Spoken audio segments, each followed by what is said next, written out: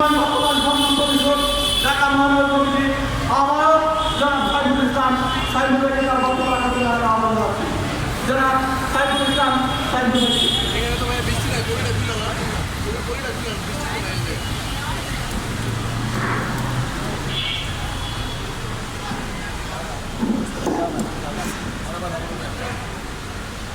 আমার যাওয়ার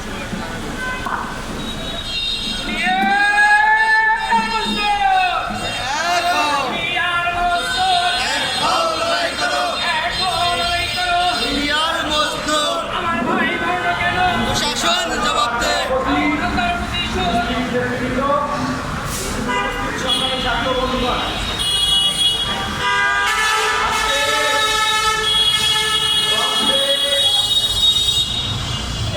শাওনকে যেভাবে নির্মমভাবে আঘাত করে হত্যা করা হয়েছে, ইতিমধ্যে নেতৃবৃন্দ বক্তব্য বলেছে। পূর্বে ঘরোয়া নামে হোটেল একটি ছিল গতিঝিলে, একজন শ্রমিকের গুলি করে হত্যা করা হয়েছে। হত্যার পরেও তার ক্ষান্ত হয়নি। রাষ্ট্রে অনেক আইন রয়েছে, কিন্তু তা বাস্তবায়ন হয় না। এই খুনিরা ধারাবাহিকভাবে এই শ্রমিকদেরকে নির্মমভাবে আঘাত করে হত্যা করা হয়। ছোট্ট একটি ঘটনা কেন্দ্র করে এভাবে একটি মানুষকে মারতে হয়। আমাদের দেশে এই হলো শ্রমিকের জীবনযাপন।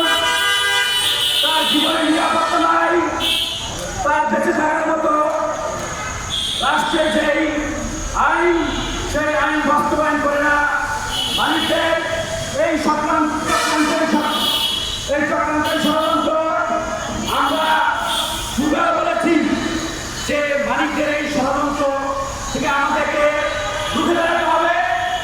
শাওন হত্যা শুধু গ্রেপ্তার করে বসে থাকতে হবে না, তাকে আইনের আওতায় এনে তার বিচার নিশ্চিত করতে হবে। সরকার এটা যদি নিশ্চিত না করে, এই সেক্টরে লাগাতার আন্দোলন করে এই শ্রমিকরা আবারও তারা বলে জানিয়ে দিতে চায় যে এই রাষ্ট্রে যদি এই অবস্থা হয়, একটা শ্রমিকের যদি নিরাপত্তা না দিতে পারে, এভাবে শ্রমিক কাজ করতে পারে না। নিয়োগপত্র নাই, পরিচয়পত্র নাই, কোর্ট কাছারিতে গেলে আমরা তার মর্যাদার সাথে পরিচয় দিতে পারি না যে আমরা একজন হোটেলের কর্মরত আছি। কিন্তু এটার মালিক যে উদ্যোগ নিতে হবে, সরকারের দায়িত্ব নিতে হবে। এই ধরনের ঘটনা ভবিষ্যতে যাতে না ঘটে, সেই জন্য সরকারের কাছে আমরা দৃষ্টি আকর্ষণ করছি। এটা অবিলম্বে তার বিচার করতে হবে। বিচার করে আমরা তার ফাঁসির আবেদন করছি, সেই আশাবাদ